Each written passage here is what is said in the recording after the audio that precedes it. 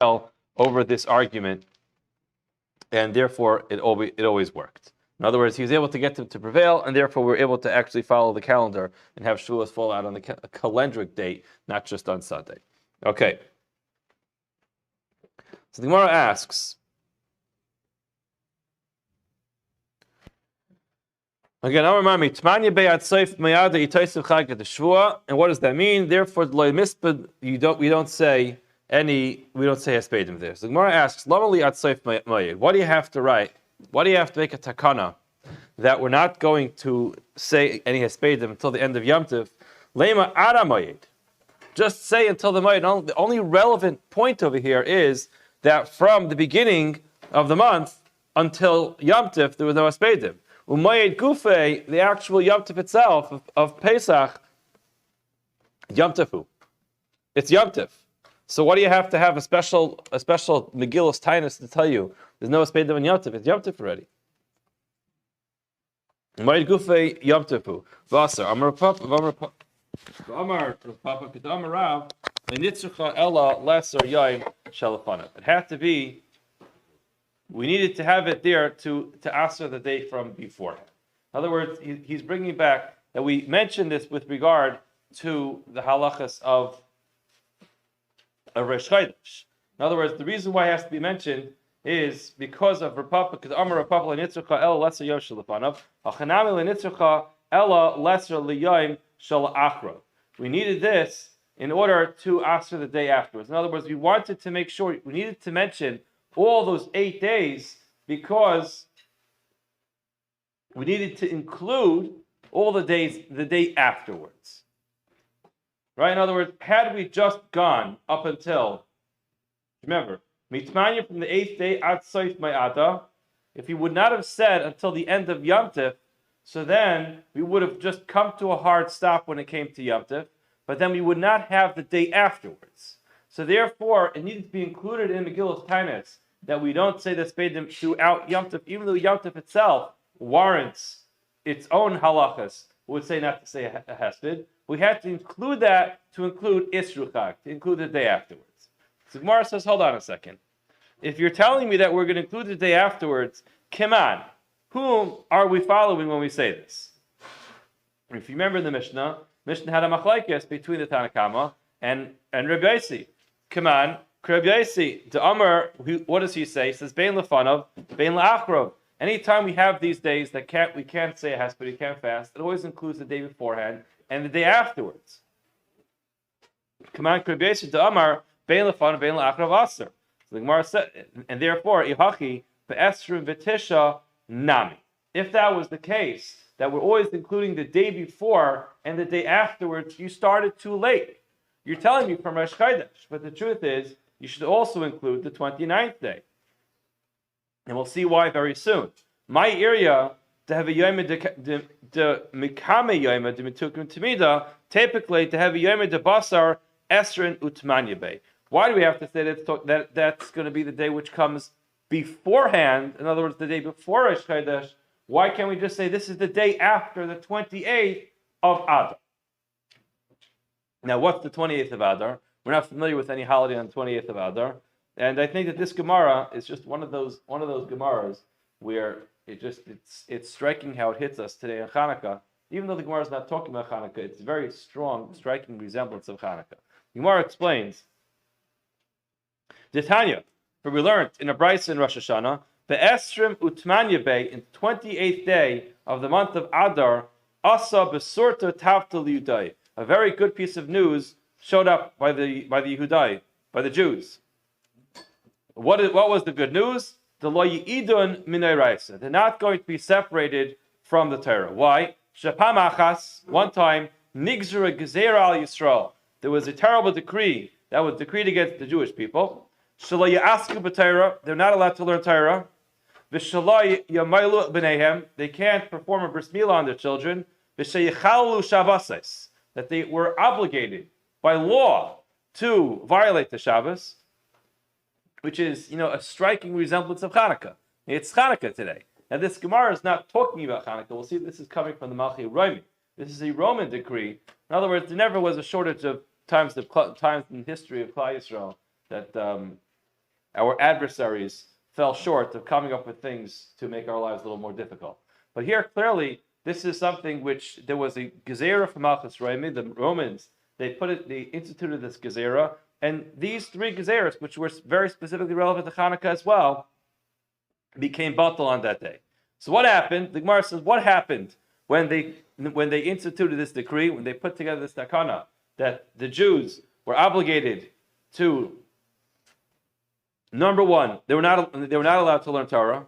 Number two, they were not allowed to give a bris milah. And number three, they were obligated to Michoel Shabbos. Ma'asa, Yehuda ben Shemua. What did Yehuda ben Shemua do? V'chaverov. Sorry, Ma'asa Yehuda ben Shemua v'chaverov. Halchu v'natlu eitzu v'matronisa achas. They took an eitzah. They went to get some sage advice from a particular woman. Shekol gedeli roimi mitzuyanet. In other words, this is a very popular woman who was constantly giving advice to all the, upper echelons of Rome, and they went to ask her what to do. And she said, Amr lahem, she said to them, Imdu v'hefginu balayla. Go make a hafgana. What's a hafgana? A protest. So she recommended, apparently they had First Amendment rights even then. She said to them, go out in the evening and go make a protest. Now, in Rabbeinu Gershom, he writes, why do it by night? Why can't you just do it during the day? So he says simply, they didn't have microphones back then. Everyone's busy traveling and everyone's honking their horns. So therefore, you can't do it during the day. No one's going to hear you. So Rabbeinu Gershom decides you should do it at night because, like this, at least your voice will be heard. There are some who explain that the reason why they did it at night was because there was a particular skula for doing things like this at night. That's when Yaakov fought with the Malach. And it's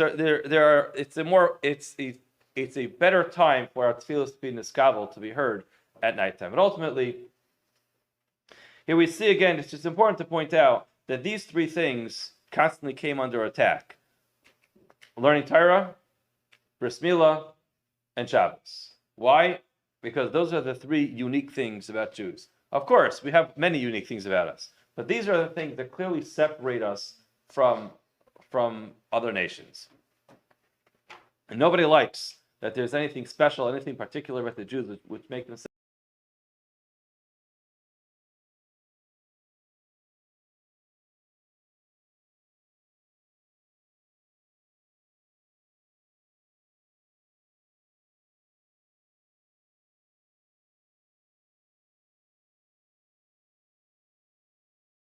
off. How does the hafganah start? They started off with tefillah. And as Rashi says, Aha Hashem. And Rashi says, La Kadosh Baruch Hu hayutzayakim. They were crying out to Hashem, Al Oisam Shegazra Aleim Gezeres Kashes, Vahayu Oimrim Lahem Afnei Kadosh Baruch Hu V'chiloi Achechem. And they would say this in front of the Kadosh Baruch. In other words, they recognize that their salvation is not going to come by going into the street and screaming and yelling. They needed to come together. A proper hafganah is not just coming together and making lots of noise and breaking things. It's not what they were doing. They were coming together. A lot of Yidden come together. What do? You daven. Now, they started off by saying, Ei Shemayim. In other words, referring to Kadosh Baruch Hu. Hashem, where are you? Please help us. Keli Keli Lama Azdavtani. Why did you leave us? But what were the words that they said? They said, Lo Yachechem Anachnu. Aren't we your brothers? Aren't we all ultimately children of the same father? Aren't we the children of the same mother? Manish taninu. We call Uma Velashain Sha'atem Geizrim Aleinu Gezeres Rois. What is it? In other words, they said clearly, what do you want from us? Just leave us alone. You don't bother anybody else. But constantly, time after time after time again, you just bothering us. You don't leave us alone. All we want to do is learn Torah. All we want to do is give a bris milah to our children. We want to keep Shabbos. Why does that bother you so much? You don't bother anybody else, any other religions. And ultimately what happened, Ubitlam, that worked, and their plea was successful. So of course we have to recognize it was a nes from HaKadosh Baruch Hu. Hashem helped them out, and they were menatzeach, they prevailed. But this was the plan that they used. They went out to the streets and they had this cry of, just leave us alone. Literally, just leave us alone. Again, ubitlam v'oisa yom asu yom tov. They made this day into a yom tov. So, in other words, the Gemara is asking you a question here. We got off on a tangent with this story. The Gemara's question was, if this story happened on the 28th, then the 29th day, which is the day before Rosh Chodesh, is always going to be a day that you can't fast and you can't give espedim, simply because, according to your logic, we're following Rabbi Yossi. And Rabbi Yossi is of the opinion that it's always the day before and the day afterwards. In other words, if the Gemara said, which is follow the train of thought, the Gemara started off asking, why do you need to say from the 8th day through Yom Tov, we can't fast and we can't say a hesped? The Gemara's answer was, it was important to mention that because we needed to include the day that follows Yom Tov. Had we just allowed Yom Tov to work in its own right and say on Yom Tov there's no fasting and there's no espedim, so then it certainly would have worked, but we would have lost out on Isru Chag. Isru Chag itself would have been a day that hesped and Taanis would be mutter. So therefore we said throughout the whole Yom Tov, according to Rabbi Yossi, we don't fast the day afterwards either. So now if it's true that the day after any one of these events also is a day which is a Yom Asar behespedu b'Taanis, so then the 29th day would be included anyway. We don't need to have that it's the day before Rosh Chodesh because it's included in the day after the 28th. We never mentioned the 28th up until now because it wasn't important for this discussion. But now that we're talking about the day after any of these particular events also being included, so then we no longer need to know anything about the day before Rosh Chodesh, because the day before Rosh Chodesh always is going to be the 29th. So therefore the 29th would be a day which is also B'Haspedu B'Taanis, simply because it's the day after the 28th. So the Gemara answers the Rabbiya, you need this for a Chodesh Me'uber and Iber Yar. Now Rashi has two understandings. One of them is that it's talking about an Iber Yar in the literal sense of the word, like we have this year, with an extra Adar. And when you have an extra Adar, what happens is, the second one, Rashi says, Tahasta ki havi Adar sheni malei havi yom shloshim lifnei Rosh Chodesh Nisan. So that's one understanding, is that there's two Adars and the second Adar has 30 days. The other understanding is that it doesn't mean that there's actually a whole extra month, but again, we're talking about a period of time when they were Mekadosh to Chodesh based upon the witnesses, Eidim, who would come and say, they saw the Levana. So in this case, it doesn't mean that it's a Chodesh Me'uber, it just means they came a day late. And Rashi writes, Inami to Avrua la'adar kagon shlo nira Chodesh Yom Lamed. They didn't see the new moon right away, and therefore the month ended up getting extended anyway, and therefore they had a 30th day. The bottom line is, in any case, the most important piece of information here is that you could have 2 days between the 28th and Rosh Chodesh Nisan. So if it's a normal month, then 29th will be the last day. The 28th, the 29th will be the last day, which will always be Erev Rosh Chodesh. But under any one of these circumstances, it comes out that you'll have a 30th day, so then you'll have a second day there, which separates between the 28th and Rosh Chodesh, and therefore you have to have the halacha that Erev Rosh Chodesh should be Asr B'Haspedu B'Taanis. Again, Erev Rosh Chodesh Nisan would be Asr B'Haspedu B'Taanis. Just to mention, it seems like Tosfos just takes the simple approach. And he writes, it's in all the way at the top, L'Nitzcha El Chodesh Me'uber, Pirish to Avrua La'adar, Shlo Nira Halavana Ad Yom Lamed. Rosh Chodesh Nisan Yom Lamed Aleph, Pirish, and he explains, V'mkein, Hai Chav Tes Lo Matzinu La'osro, Mishum Yom Shalifnei Rosh Chodesh, the heavy, the Yom Lamed Mafsik Ben Tayim. And Tosfos just seems to take the simple approach that he just goes straight to the point. He's not talking about whether there's two Adars, one Adar. The point just is that you could have an Adar that has 30 days. If you have an Adar which has 30 days, then the 29th day is not going to be Erev Rosh Chodesh, and therefore you have to just be explicit about what the halacha is going to be. Ravashi Amar Afilu Tema L'Chodesh Chaser. Ravashi answers this question as well. You could even be talking about Chodesh Chaser, and he writes, Kol Shla Achrav B'Taanis Aser B'Hesped Mutter. He says, in other words, this is not really a problem, because there's a difference between the day afterwards and the day beforehand. Any time which says that the Yom Achrav is also Aser, he says you could draw a distinction between Hesped and Taanis. Taanis fasting is going to be a problem, but Espedim are going to be mutter. V'zeh hayal umutul bein shnei yamim tovim asuak yom tov atzmo. And he says something very interesting. This is like an interesting day where it's sandwiched between two very special days.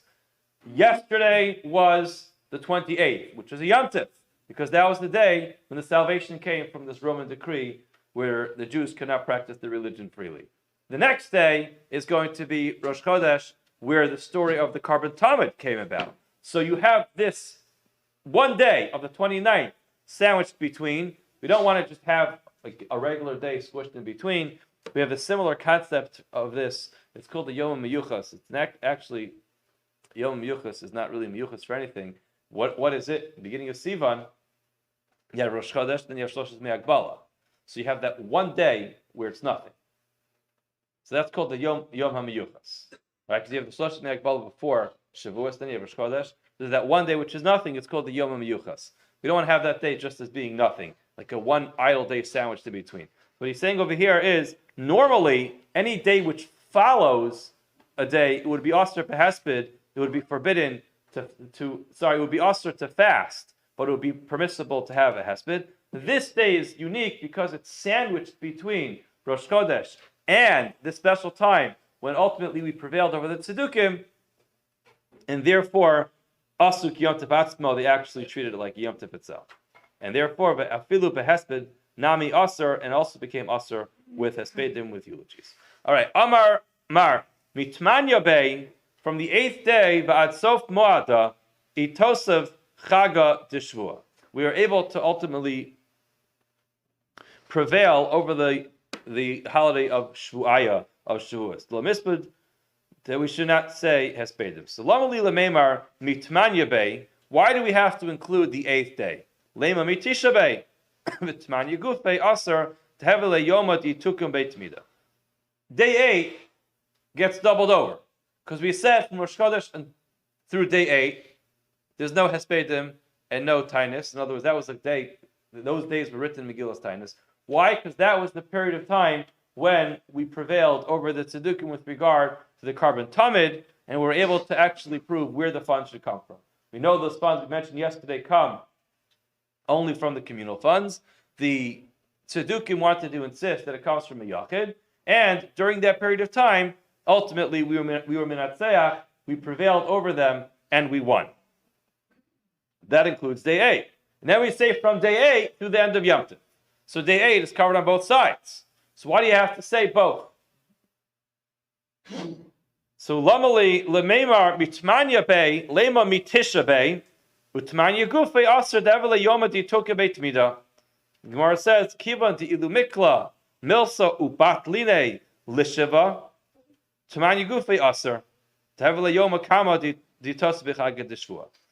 the Gemara says over here is, we know that all of these Yom Tovim ultimately were batal. We don't have Purim or Chanukah on the 28th of Adar. We have Purim, and we'll see soon how the date could change. We have either on the 14th or the 15th of Adar. We don't have a Yom Tov. We don't have Chanukah in the middle of Adar. So all these Yom Tovim eventually were batal.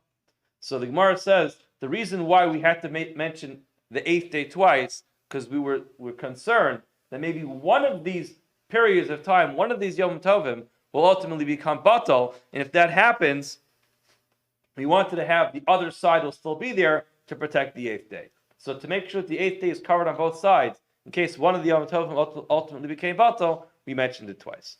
So Gemara says, Hashem to Asus Lahachi. Now that you've come to this, Esther V'Tisha Nami.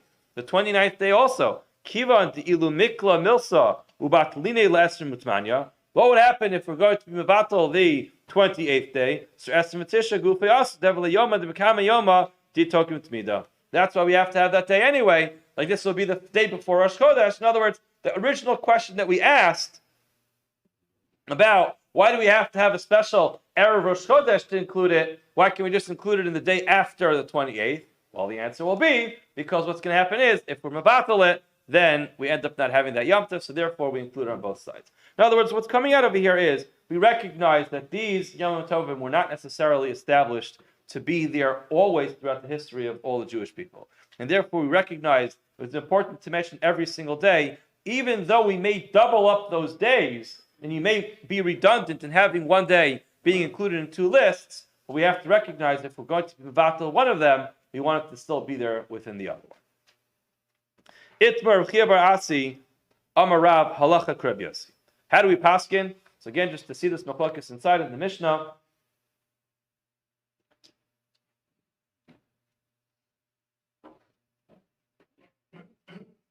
It's the fourth line in the Mishnah on Daf Tesvav Amud Beis.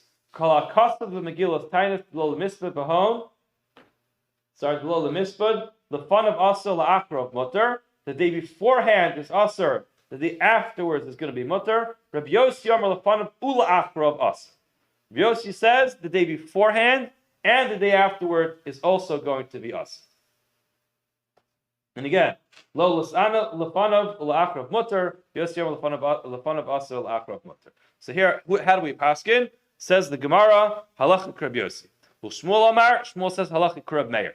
The halacha is like Reb Meir, and it does not include the day after, only the day before. The Gemara asks, Umi Amar Shmuelach, it's true that Shmuel said this. V'atanya Reb Shimon Gamliel Amar, ma tam alemer bahon, Bahon, shtei pama. Why does it have to say the word bahon within them? Why have to say that word so many times? We get it. So he says, Lomar lach, shein asurin lifneyen, ulachrei. To say that they're asur beforehand and afterwards. Sorry. Shein asurin lifneyen, ulachreim, and afterwards it's mutter. V'amar Shmuel, halacha k'Reb Gamliel. Shmuel says halacha like Reb Gamliel. So we see clearly, he says like Reb ben Gamliel. So the Gemara says something very interesting. Meikara savar kiven de leka tano de mekel Kreb Meir. Amar halacha Kreb Meir. Originally, when he thought the most lenient opinion was Reb Meir, he said that halacha was like Reb Meir. Kiven de shami l'Rabban Shimon de mekel tfei. Once you heard of this opinion from Shimon, was even more mekel. Amar halacha Kreb Shimon Gamliel. In other words, it was evolving. In other words, it depended where he was up to in terms of his knowledge of who was the most mekel. Okay, v'chein Amar Bali, Amar Mechia bar Abba, Amar Rabbi Yochanan, halacha Kreb Yossi, the halacha is like Kreb Yossi, Amar le Mechia le Bali, Asber lecha, ki Amar Rabbi Yochanan, halacha Kreb Yossi, adalo lis'ana. That was referring to not fasting. So just quickly, if you look at Rashi, the second to last line, Aval adalo lemispad, with regard to the halacha of whether saying hespedim ein halacha Kreb Yossi, the halacha is not like Kreb Yossi. The Amar lefanav ula achrav aser, that both beforehand and afterwards you can't say a hesped. Ela Kreb Meir, like Kreb Meir. The Amar lefanav aser la'achrav mutter, he said it was permissible to say a hesped the day afterwards, and therefore the halacha is that you are allowed to say the hesped on the day afterwards. Now, Umi Amar Rabbi Yochanan hachi, can it be that Rabbi Yochanan said this? Amar Rabbi Yochanan halacha k'sta Mishnah. How could it be that he's paskening like Rabbi Yossi? Rabbi Yochanan always paskens like a stam Mishnah. Now, what's the stam Mishnah that we have to deal with? Utnan. And we learned. This is a halacha with regard to Megillah. Sechus Megillah, that we're allowed to bring the reading of the Megillah back earlier. Now, we have to understand what the Gemara is talking about here is that the Mishnah was discussing people would come into town. They lived in towns where they didn't have anybody who was able to read the Megillah where they were. Either they didn't have enough people or they didn't know how to read it. So now they would come into town to do business. And we wanted to work it out that it will be able to be a convenient time for them to hear the Megillah. So they're depending on when Purim fell out that year is how many days earlier they would actually move back the Kriyas HaMegillah. So you could move it back, but you can't be ma'acher. So turn to the page on top of your kas.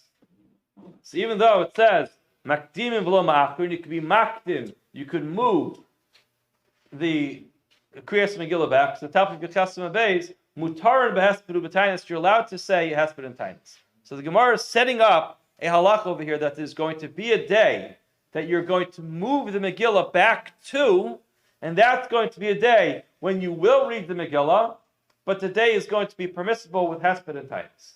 The Gemara says, Amos. What's this day? Ilema, if you're talking about Bnei Chamesar, people who lived in a walled city, who read the Megillah on the 15th day, and what they're doing is, because Karo Leibar Beisar, they are reading the Megillah a day earlier. So the Gemara says, I'm sorry, can't do that. Umi Shari, is that permissible? Baksiv, the Megillus Taanis, it says, in Megillus Taanis, Yom Arba Asar Bo, Yom Chamish Asar Bo, Yemei Puraya, Inun. Lola Mitzvah Bahon, you can't say a hesped on that.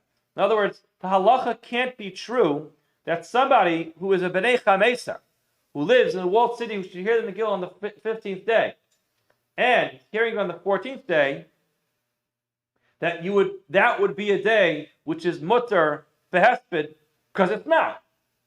It's very clear. The 14th and 15th day are days that are also with hesped.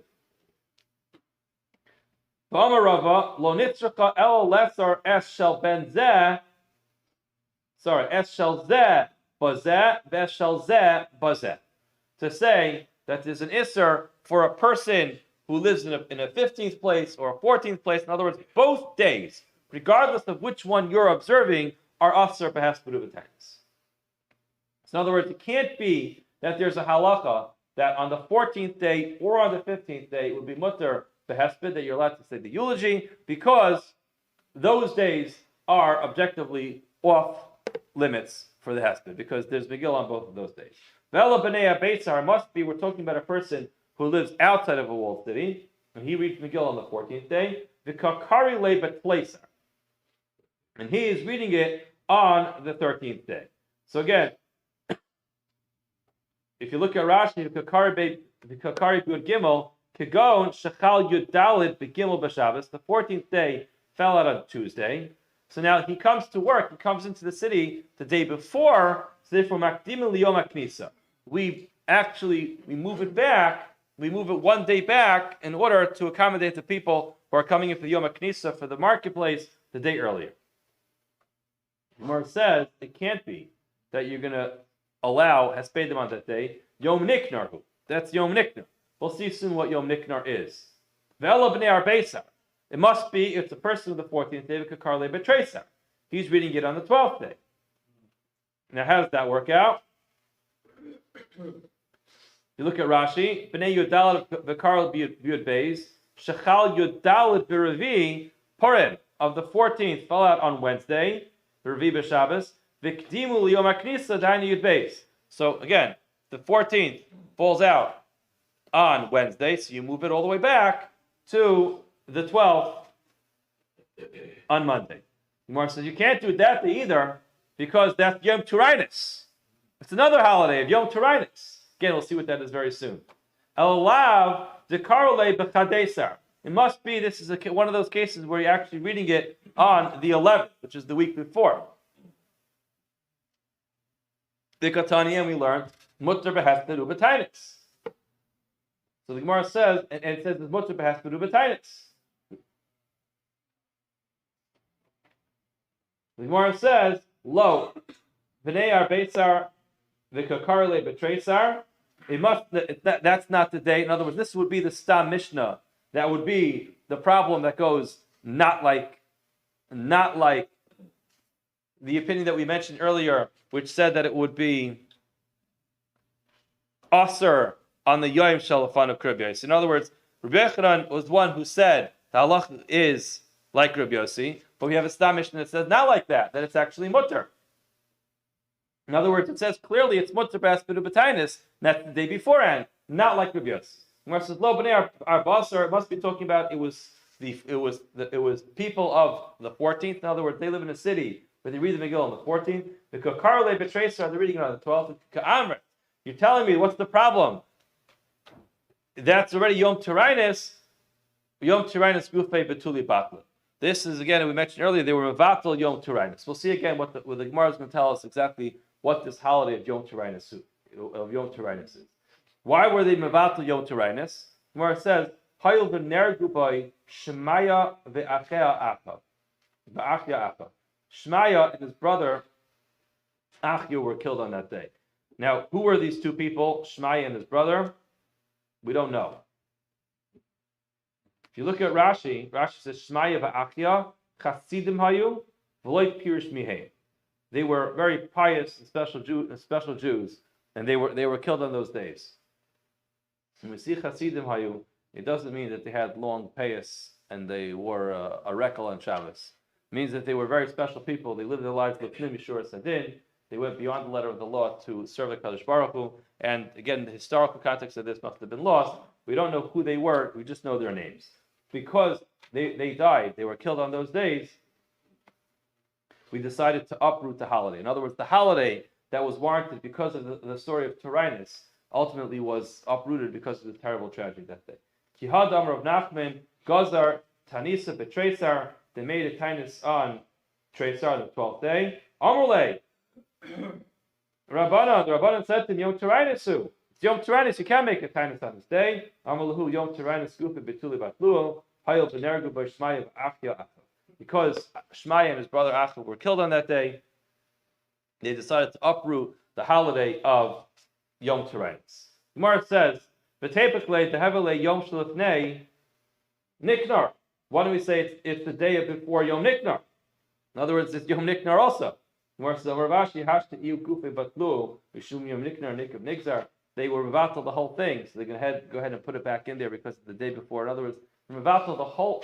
They're mevatel the whole Yom Tif of Yom Taranis because of this terrible tragedy. You're going to say, "Oh, so now we're going to reinstate the Isser of Hesped and Taanis because it's the day before Yom Niknar." In other words, even the Yom Niknar would have been uprooted because of this. So you're going to tell me that because it's the day before Yom Niknar, which is on the 13th, therefore we're not going to allow Hesped and Taanis. We already uprooted a whole holiday for this. So therefore it's not going to help us. So now the Gemara asks the important question: my Niknar or my Turanis? What are these people? So the name Niknar we know from the story in Maseches Yuma that there were these doors that were brought Shar Niknar. This is not the same person. Sorry.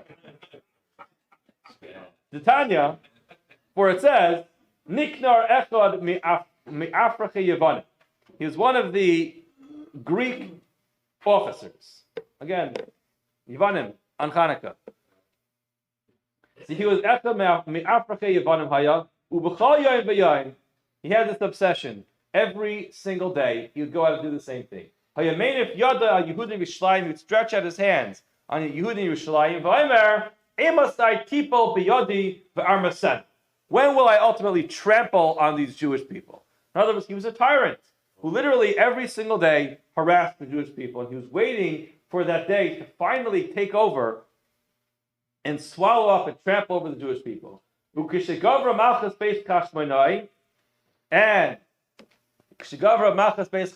feel like I'm reading Al Anisa in the middle of davening today.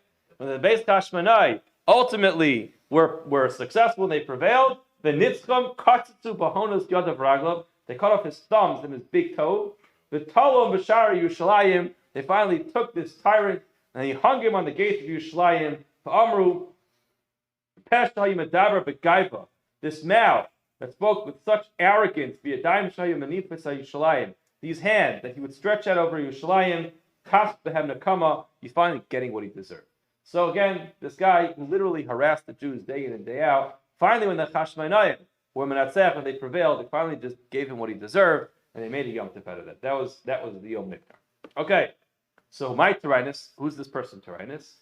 Amar, they say Kshabikesh Taanis Larigas as Lulinos Upapas Achiv Bolutkia.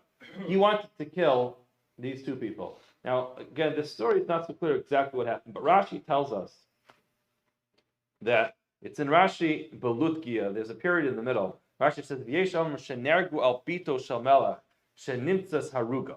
The daughter, the princess of the king, was found killed.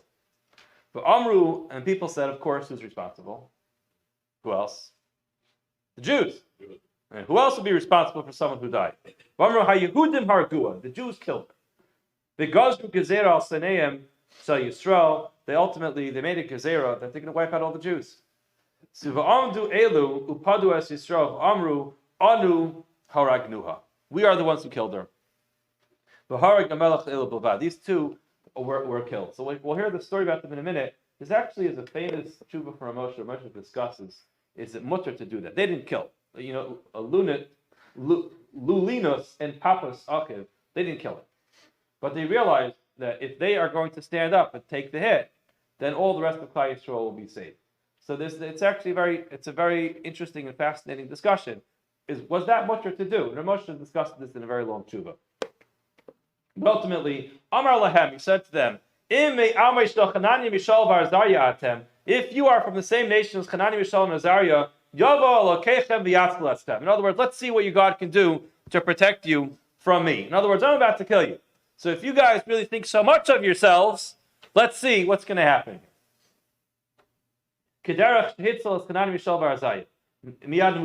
other words, they said, he said, Turainus said to Lulinus and Papas ben Yehuda, if you guys are from the same nation as Hanani, Mishael, Azariah, they were also put to death by Nebuchadnezzar. Ultimately, they were saved. So let's see if you have the same God who's protecting you.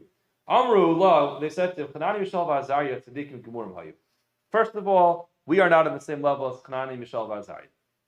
They were tzadikim gemurim, and b'ru'uyin hayu lasis lahem nes. They deserved to have a miracle be performed on behalf of them to save them. Not only that, Nebuchadnezzar melech hagun hayu. Nebuchadnezzar was a proper king. Now it's important to point that Nebuchadnezzar was no great tzaddik. He destroyed the Beis Hamikdash. But I mean, he had lots of problems. But at least they felt that compared to you, Tyrannus, he was a proper person. In other words, you're that bad that Nebuchadnezzar was at least considered to be a Melech Hagan. And the Gemara does say that there were certain things about Nebuchadnezzar which at least classified him to a certain extent as proper. And therefore, Baroy Lasis Nes Al Yadai, it was appropriate that a nes could happen under something that he is doing. However, if I say Russia had you to, in other words, pretty much said, you're just a lowlife. And therefore, it's not worthy that a Kadosh Baruch Hu should get involved in you. Therefore, it must be us. We must be deserving of that.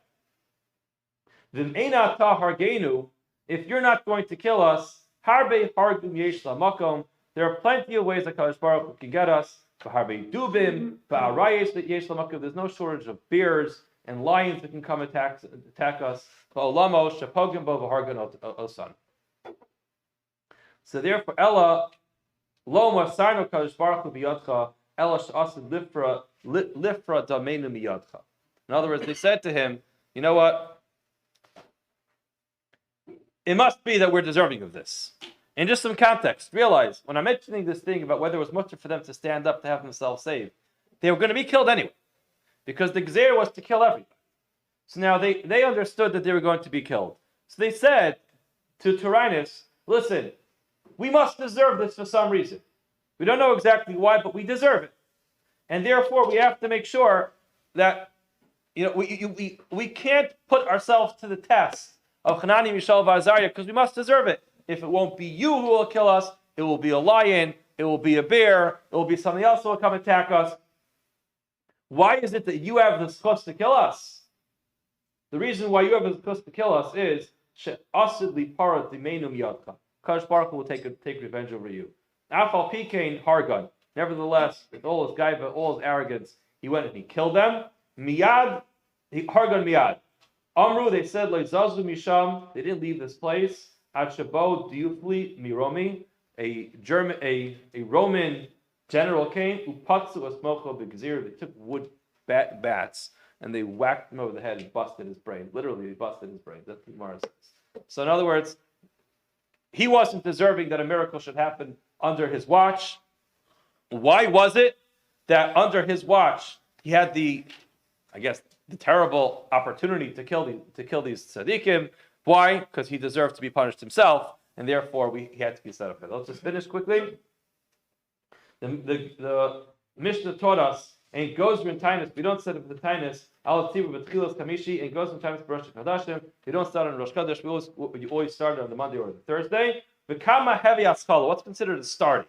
In other words, what's considered that we started already, that we could continue into Rosh Chodesh? Ravach Amar Shalosh has to be 3 times. Rasi Amar Achas, even once. Yehuda Amar Rav Lozu Dibri Meir Sha'amar Mishun Rabbi Gamliel Avachachamim Omrim Mis'ana Umashlim. He starts fasting and he finishes. Darish Marzuch Mishmei Derechuna Alacha Mis'ana Umashlim.